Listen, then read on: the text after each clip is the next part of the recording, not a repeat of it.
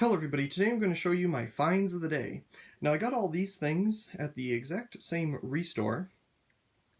They didn't come from different ones, and there was a lot of really different, really interesting bulbs there. And it's one that I haven't been to in quite a long time, so that's probably why a lot of this stuff has built up. I haven't been there to pick it up. Anyway, among these things here, there was also some other really interesting things that I didn't pick up for various reasons. One of those things that I didn't pick up was an Iwaski eye lighting 50-watt high-pressure sodium screw-in adapter. It's just like this, except bigger for a 50-watt high-pressure sodium ballast.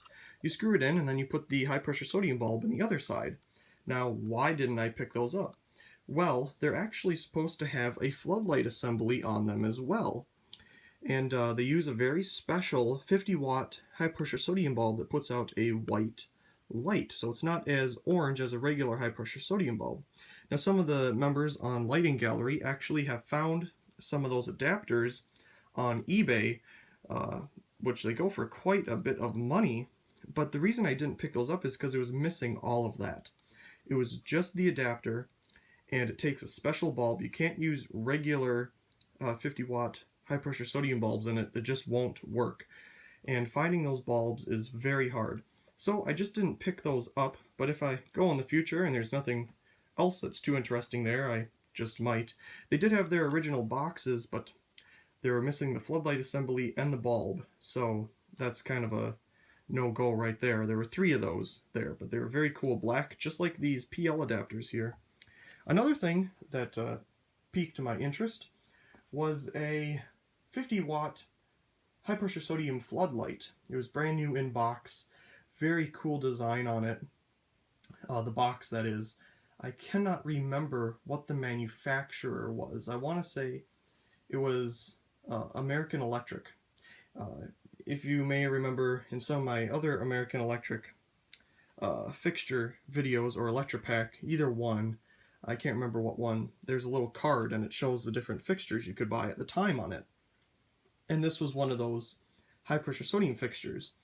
And what was neat about it is it used a halogen floodlight assembly, but they put in an insert for a 50-watt high-pressure sodium bulb. So it's a really neat fixture, but for, I think they wanted $21 for it. It just wasn't right in my mind for what it was. I already have a bunch of those fixtures and some other ones that you may have seen in other videos, such as the 50-watt metal halide flood as well. So, gotta be selective sometimes. But here are some of the things that I decided were cool enough to pick up and cheap enough. Now, as you may have seen, when I was holding up this PL adapter, there's this really interesting sticker on it.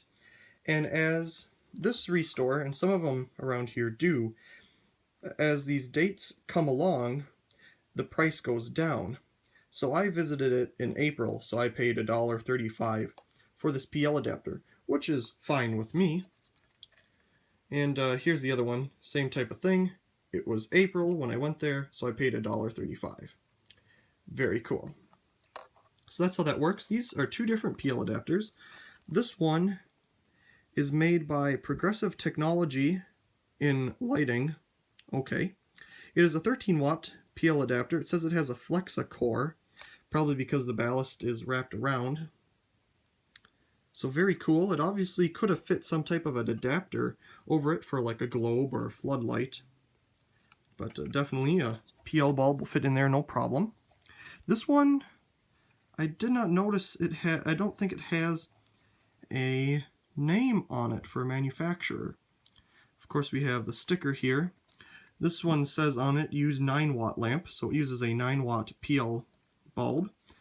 9th month of 1987 is my guess, although it could be read maybe a different way as well. But this one's also wrapped around like this. It could be made by the exact same manufacturer because, I mean, just look at it. They're quite similar in case design, although the bases are different. And this one doesn't really have an adapter thing on it. Maybe you'd screw it on in these holes, or this one is a lock-on. But I always like these black adapters. I think they're more interesting than the regular white ones. Anyway, let's move on up to this Durotest bulb here. As you can see, Durotest used this packaging for multiple different types of bigger bulbs. On the back here we have some information. Made in the USA is the best part. On the bottom we can find this type of sticker again. I visited it in April, which is past. If it goes past the dates that are on these stickers here, you end up paying just the least on the sticker. So I paid 35 cents for this bulb. I actually have 4 of these. I bought all of them that were there, and that's because these bulbs are very, very cool. They're yellow. They are a bug light, G40 bug light bulb, and this camera is absolutely making it look like a terrible yellow, but it is a very nice yellow. I have no idea why it's making it look more like a green yellow, but it is a pure, deep yellow. I think the color balance is off kilter, but it is a very nice yellow. And of course a separate video for this will be coming up. However, it is hard to read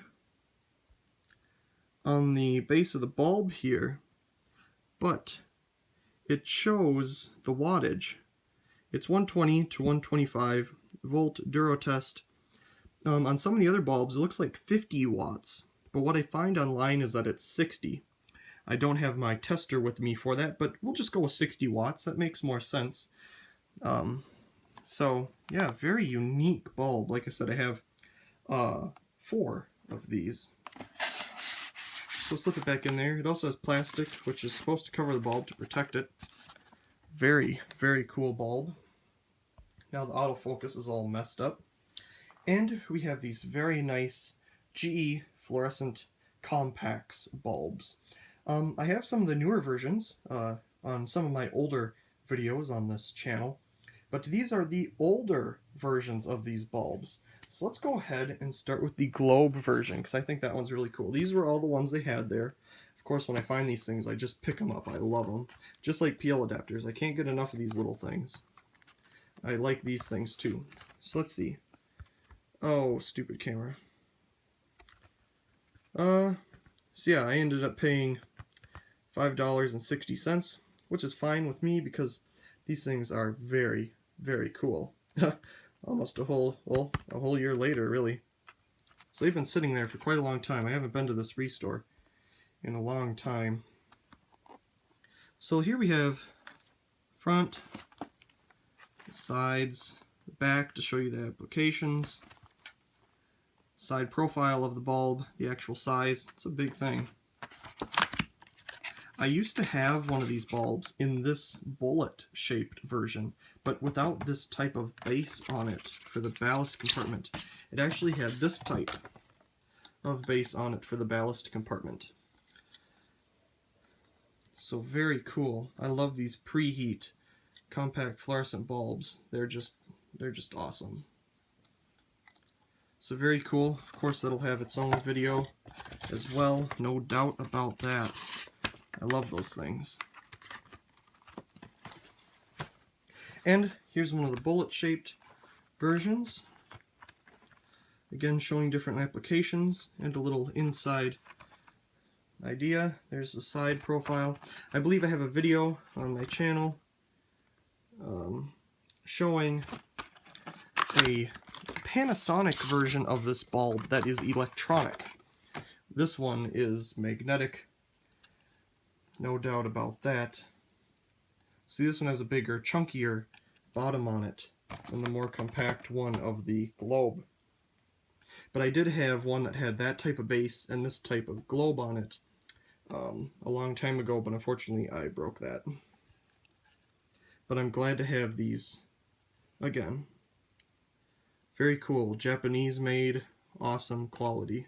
Let me go ahead and put that back in there. These packages are in really good shape too. And here's a little interesting thing. These are obviously sold at Ace Hardware at one time, and they wanted $16.38 for this. Wow. A lot better when it's $5.60.